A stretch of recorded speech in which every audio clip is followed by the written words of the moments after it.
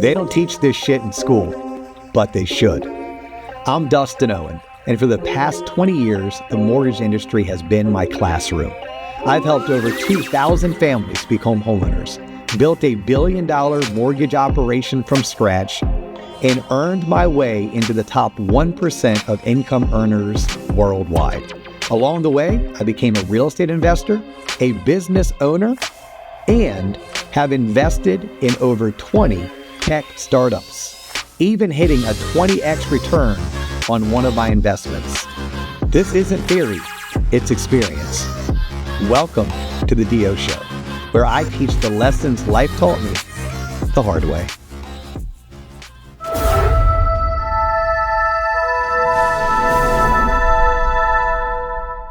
If you're in your 20s right now, you're probably trying to figure out money, career, relationships, and who the hell you actually are. And if you're past your 20s, you're probably looking back thinking, man, if I knew then what I know now. Today I'm going to share exactly that. 15 things I wish I knew in my 20s. Whether you're a recent grad, a loan officer, a realtor, a business owner, a first-time home buyer, it doesn't matter. This one's for you. I'm Dustin Owen, and this is the DO Show. Before I get into the 15 things I wish I knew in my 20s, I think it's important you know who I was in my 20s. I just graduated from the University of Central Florida with a degree in advertising and public relations. My girlfriend at the time, who later became my wife, she and I packed everything we owned, which wasn't much. We put it into a U-Haul and we moved from Orlando, Florida to Atlanta, Georgia. I didn't have a job. She did. She had lined up a position as a school teacher. I remember being at a gas station on that move up to Atlanta where I was filling up that U-Haul, and I answered one of the very first calls on my very first cell phone. And that phone call was to schedule an interview for what ended up becoming my first real job out of college. She and I rented a one-bedroom, one-bath apartment in Atlanta. It was only $670 a month. That included water and gas. We thought it was awesome. We were just grateful to have our own place. But later, we learned our parents were secretly praying for our safety after visiting where we had lived. And our friends, they didn't love coming over. They didn't think it was the best part of town, and it sure as heck wasn't big enough to host anybody. But we didn't care, because you know what? We didn't know any better. We just knew we were on our own, and we were excited. Now, it was in my 20s that I got married. I bought my first home. I had my first kid at 26. I had my second kid at 29. I changed careers. I left TV advertising and I moved into the mortgage industry. It was the first time I sat down with a financial advisor. It was when I learned about life insurance and disability insurance, and I actually bought both. I even went out on my own in my 20s by partnering with two others and aligning myself with Waterstone Mortgage. We ended up opening what ended up becoming my first official mortgage operation. Looking back, I don't regret much about my 20s, but if I knew then what I know now, I could have saved myself a lot of frustration, scaled my business faster, and enjoyed the moment more. So that's what this episode is. 15 things I wish I knew in my 20s. They're not in any particular order. They're not just for mortgage people. They're for anyone who wants to win at life, money, relationships, and career. Number one is the value of partnership. Looking back, I realize a partner has been crucial in almost every stage of my life. Early on, that partner was my sister. I didn't see it clearly then. She was like a second mom, annoyingly protective, but she always had my back. She looked out for my safety. She looked out for my reputation, and even looked out to make sure I was one of the cool kids in class. If I thought my parents were being unfair, I always had someone to vent to. If I got myself into trouble, I had someone who could be, well, she could both rat me out and still be my ride or die. This was my first real partner. I just didn't call it that yet. In my 20s, I didn't fully appreciate how much of a partner my wife was. I remembered her as my girlfriend. I loved hanging out with her. I was excited to build a life with her. but I didn't yet understand that she made sacrifices so I could chase career opportunities. She carried more of the load at home so I could work the hours needed to make my business successful. And later, when I took on business partners to open my first mortgage operation, I still didn't fully understand how powerful good partners can be. Partners bring different perspectives. Partners see blind spots. Partners help you avoid stupid mistakes. Partners share risk and resources. And maybe most importantly, good partners disagree with you. They force you to look at decisions from all angles. If you're in your 20s, don't buy into the lone wolf myth. Yes, you should be self-reliant. Yes, you need to be accountable, but in business and in life, the right partners will get you further, faster, with fewer scars. Number 2 on the list is the importance of mentorship. In my 20s, I was strong-willed and hard-headed. I wanted to figure everything out on my own, just like my boy Mike. I thought asking for help or looking for a mentor was somehow a sign of weakness. Big mistake. If I had sought out real mentors earlier, people who had actually had the success I wanted, who had already built the businesses I admired, who already had the type of marriage, family life, and career I aspired to, I could have shortened the learning curve by 5 or even 10 years. Mentorship doesn't mean blindly obeying someone. It means finding people who are further down the road and saying, hey, what did you learn the hard way that I don't have to? Could I have been a better husband sooner if I'd asked for guidance? How about a better father sooner? How about a better leader sooner? Absolutely, I could have. What I know now is this: success has patterns in business, in relationships, in health, in money. If you study those patterns and you follow mentors who are living them, you save time, you save money, and you dodge a lot of unnecessary pain. In your 20s, don't just look for friends, look for mentors. And then, here's the key: absolutely listen to them. Number 3 on my list of top 15 is the power of equity. In my 20s, I was perfectly content of working for the man. I was focused on getting a good job, earning a salary plus commission, and just climbing the corporate ladder. It never crossed my mind to ask about equity, profit share, or stock options. Equity is ownership. Equity is a piece of the pie you helped bake. Profit share, stock options, equity, these are all the multipliers that create generational wealth, not just a good income. I spent 16 years building someone else's company.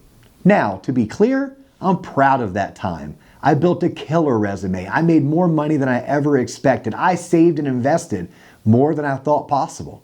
But looking back, I can't ignore the math of what it could have been if I had done the same work with the same people, but in a different structure, one where I had equity or at least profit share. In my 20s, I didn't even know to ask. It wasn't even on my radar. If you're in your 20s today, by all means, go get good at your craft. Learn, grind, build. But when you start adding real value, when you start building something that lasts, start asking, is there a path to ownership here? Even a small piece of equity in the right opportunity can be worth more than a year's salary. The 4th lesson is the reality of work-life balance.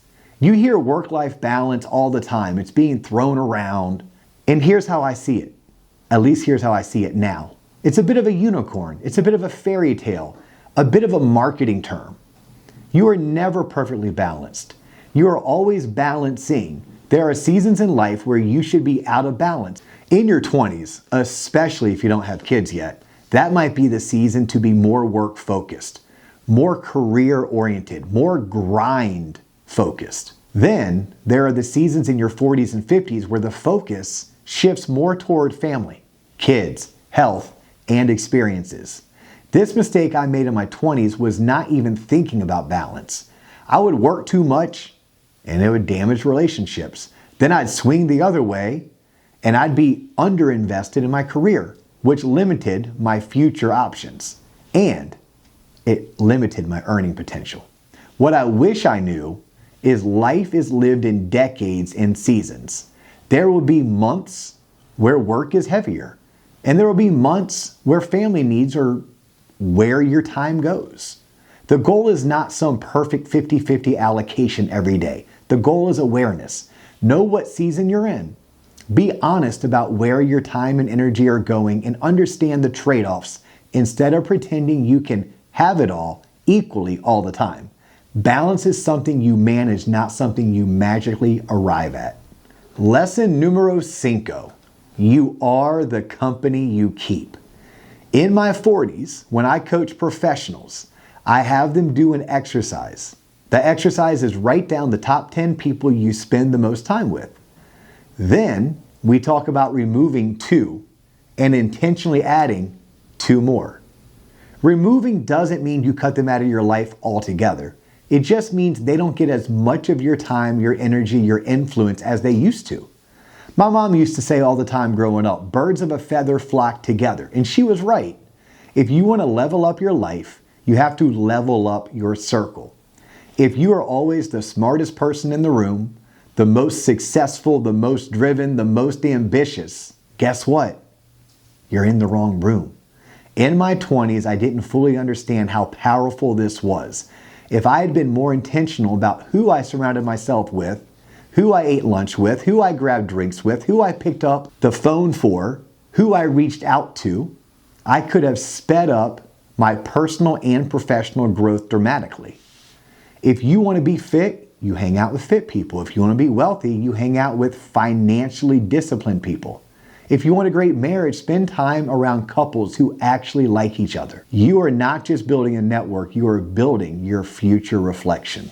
Now, number 6 on the list, think bigger. Now look, y'all, I have always been a big thinker. But here's what I didn't understand in my 20s, is although most of us think big, we think big relative to where we started. If your reference point is graduating college and getting a job and making 6 figures feels huge to you. And to be clear, if you're making 6 figures in your 20s, you're doing really well. But what I never asked myself in my 20s was, what do I have to do to earn 7 figures? Why not own the company instead of just being the top rep? In my 20s, my big dream was to be a top salesperson at a respected organization. And that's not bad. That's thinking bigger than just clocking in and clocking out, but it wasn't thinking big enough. I never stopped to consider owning the respected organization. I never stopped to think about building the thing that other people looked up to. Here's what I wish someone told me at 22. Ask bigger questions, not just how do I make a good living, but how do I build something of real value? Not just how do I become top 10 in my company, but how do I become top 1% in my industry? Why not me? Why not now? You don't have to know how just yet, but you owe it to yourself to at least ask bigger questions. Number 7, 100% I did not understand, practice, or could even relate to. And it's this: reading is life's biggest cheat code. It took me way too long to figure this out. Reading is not hard. We make it hard, but at the end of the day, most of us know how to read. If you read 10 pages a day, you'll finish roughly 1 book a month. That's 12 books a year. That's 60 books in just 5 years. It's only 10 pages a day. That's probably 15, 20 minutes max. When it comes to reading, think about who you can learn from just 15 minutes a day. Books level the playing field. You can read the same exact things that CEOs are reading.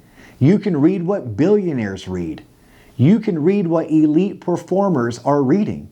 Most of us try to learn everything through personal experience, but there aren't enough years in a lifetime to make every mistake personally that you would need to learn life's lessons. Books let you learn from other people's failures, other people's battles, other people's wins, without paying the full price yourself. For me, reading has been one of the biggest impacts on my life, and it made that impact in the shortest amount of time.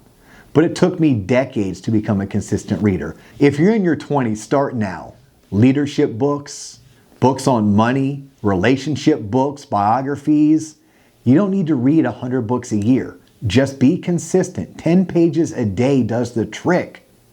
And if you do 10 pages a day for the next decade, imagine how much your life will change. Now, lesson number 8, we're going to talk about money. And it's understanding this. It's about the money until it's not. This one sounds a little contradictory, but stick with me, please. In your 20s, it's okay to make it about the money. You're trying to get stable. You're trying to pay off debt. You're trying to save, invest, maybe buy a house, maybe start a family. Money matters. You need to be compensated for your time, your effort, your risk. You need to chase opportunities that allow you to earn, to grow, and to get ahead. But here's what I didn't understand. Once you get the money, you realize fairly quickly that the money alone, well, that's not the answer. Money doesn't make you a better human. It doesn't automatically make you happier. It doesn't fix broken relationships. It doesn't heal past trauma. It just amplifies who you already are and what you already do. Money is a scoreboard. It's one way to measure how the marketplace values the problems you solve. So in your 20s, don't feel guilty if you're hungry. Chase the bag. Just understand that once you have it, you'll need something deeper to keep you fulfilled. Impact, purpose, contribution, legacy. It's about the money until it's not. And you won't fully understand that until you experience both sides. So let's go ahead and keep it on the money train. Number 9 on the list is money doesn't make you better. This one took me well into my 40s to fully comprehend. Just because you work in a profession where you can earn a lot of money, it does not mean you work harder than people who don't. It doesn't make you more valuable as a human being. It doesn't make you more important. Money is not a moral ranking system. Now, it might mean you've become very good at solving a particular problem that the market happens to reward. Or it might mean you've come from a family where someone else was very successful. Either way, you're not inherently better than someone earning less in a different field or a different season of life. Money is proof of success in one dimension of life. It says nothing about your character, your integrity, your kindness, your faithfulness, your impact as a parent or spouse. In my 20s, I probably, and there's probably not much probably around it, I probably placed too much value on people's income and not enough on their character. If you're in your 20s now, chase success. Earn good money. But stay grounded. You're not better than anyone, and no one is better than you because of a number in their bank account. Number 10 on my list, it's knowing this. It's way easier to focus on earning than saving. Now hear me out. I'm a big believer in budgeting, living within your means, and being a good steward of your money. But I also know from experience that it is much easier to save when you're making more. When your income grows, it's much easier to put money away. It's much easier to invest. And it's much easier to still enjoy life without feeling deprived. In your 20s, you're going to hear a lot of messaging about cutting lattes and clipping coupons and sacrificing every joy in life for the sake of saving. I'd rather see you turn more of that energy toward earning. Earning can look like this: going back to school or getting a certification that qualifies you for a promotion, switching employers for better pay or bigger upside, changing industries into something with more earning potential, starting a side hustle or a part-time gig for a season, or eventually starting your own business. All of those move the top line. Now, you still need discipline and you still need a plan. But if you want real financial momentum, focus on increasing your earning potential while maintaining a smart lifestyle instead of obsessing over whether you can buy that guacamole at Chipotle or afford popcorn at the movies. Number 11 on my list is the rule of 72. It's also the power of compound interest. I wish I truly understood this in my 20s. The rule of 72 is simple. Take the annual rate of return you expect on an investment, divide that number into 72, and the answer tells you approximately how many years it'll take for your money to double. So if you average 8% a year, divide that 8 into 72, and it'll let you know that every 9 years your money will double. Let's run you through an example. And in this example, let's just say you're 25 years old, Granny passes away, and when she passes, she leaves you $10,000. And instead of blowing that 10 grand on a European vacation, you invest it. And you put that money into a mutual fund or an ETF, which after fees, let's just say conservatively, it's earning you 7.2% per year. That means by age 35, your 10K is 20K. By 45, your 20K is 40K. By 55, your 40K is 80K. And by 65, 80K is $160,000. You didn't have to add $1 to it. You just had to let compound interest work for you. Now imagine instead of one lump sum being invested one time, that you're also adding money to it month after month, year after year. In your 20s, you may not be able to invest a ton, but you do have one thing you will never get back later, and that's time. The earlier you start, the more turns of the wheel you get. Open the investment account. Automate something. Let compound interest work for you, not against you. The 12th item on my list, there's no finish line. In my 20s, I treated life like a series of races. If I can just hit this income level, then ... If I can just buy this house, then ... If I can just get this promotion, then ... Then I'll feel like I've arrived. You hit the milestone and you feel good for a minute, and then you move the goalpost. Here's what I eventually learned. There is no finish line, except the one that none of us are in a hurry to reach. Life is not a 100-meter dash. It's not even a marathon. It's more like a never-ending series of seasons and chapters. You grow, you stretch, you hit goals, you reset, you grow again.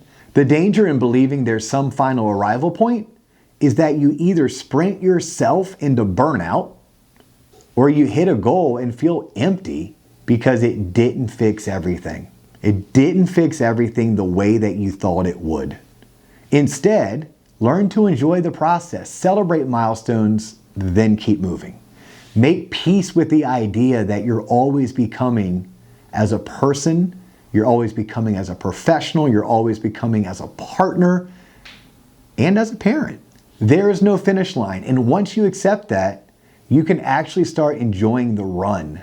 Number 13, and my coaching students know this all too well because they hear me say it week in and week out. Some will, some won't, who cares, move on.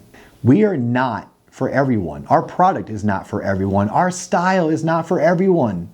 And that's okay. In my 20s, I took it way too personally when people didn't choose me.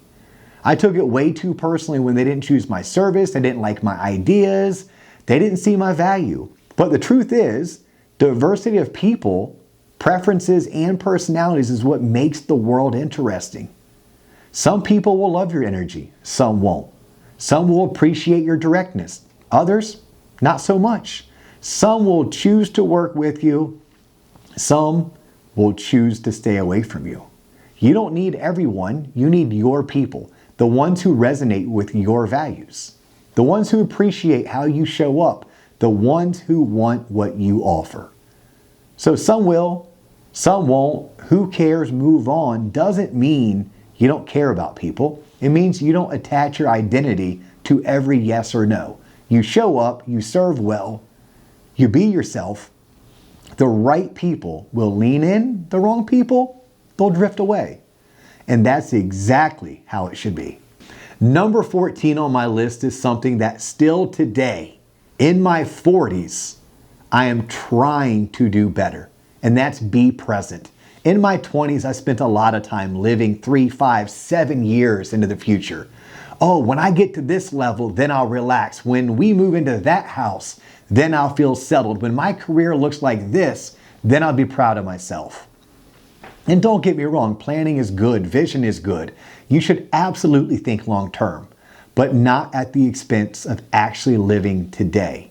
Your 20s are the only time you'll be that age, with that energy, with that set of responsibilities and opportunities.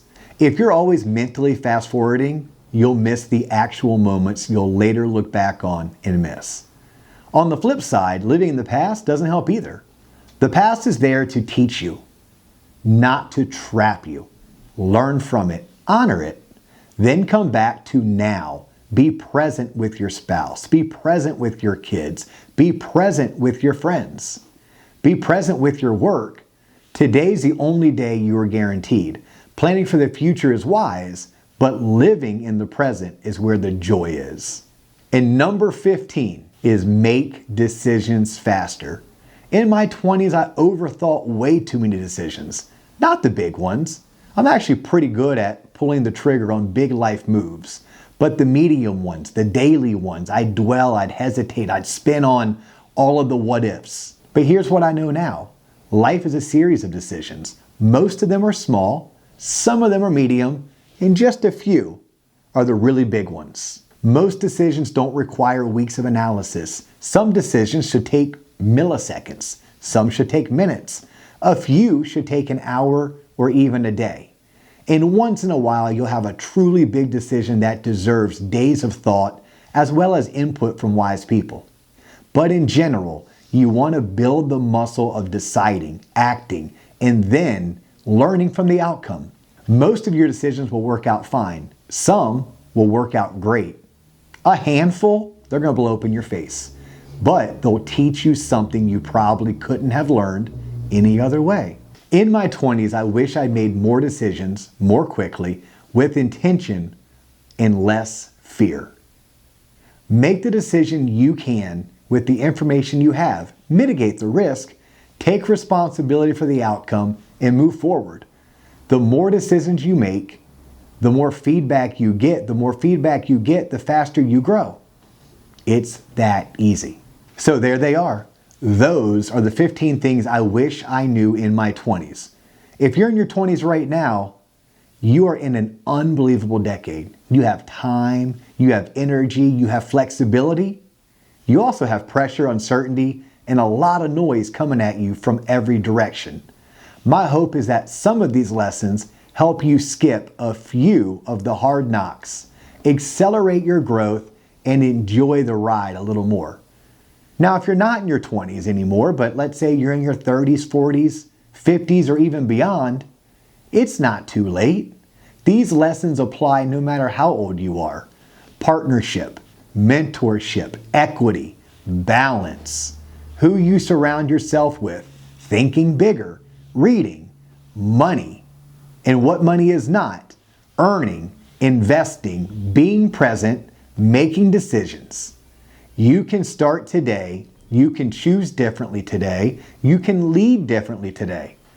If this episode resonated with you, here's what I'd love for you to do. First, make sure you're subscribed to this YouTube channel. That's where we drop new episodes of The DO Show every single week. Not just on mortgages, but on money, career, business, and life.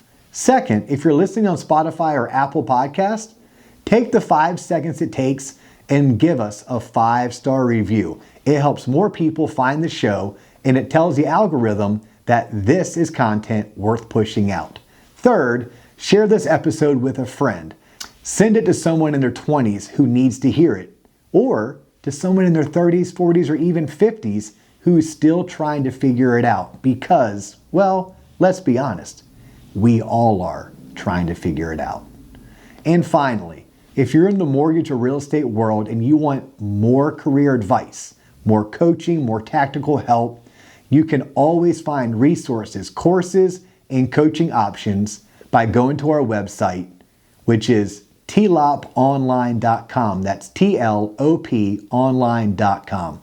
Y'all, I'm Dustin Owen. Thanks for hanging out with me. This is The DO Show. I'll see you in the next episode.